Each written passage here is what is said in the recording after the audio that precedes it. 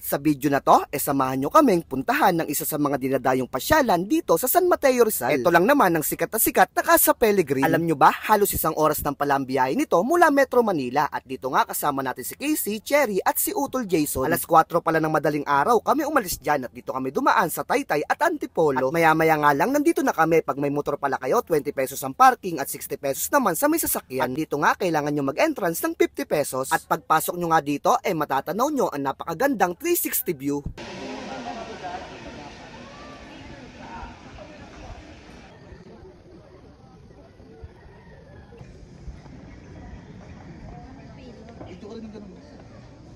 At pwede kayong magpicture-picture dito kasama ang jowa mo, pamilya mo, at syempre, yung martis nyong kapitbahay. Haha. Pagtapos nga namin dito, pumunta kami ng simbahan ng Antipolo para magpa-bless ng motor.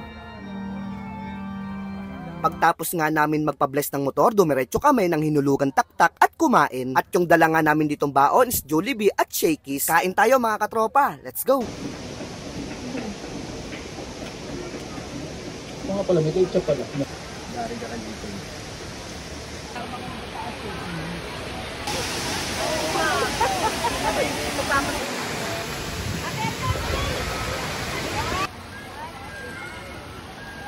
Kaya sa mga nagbabalak mag-rides dyan, dayuin nyo tong Casa Pelegrin at hinulugan taktak. So paano mga katropa, hanggang dito na lang muna. Kita-kita ulit tayo sa mga susunod na video. Bye-bye!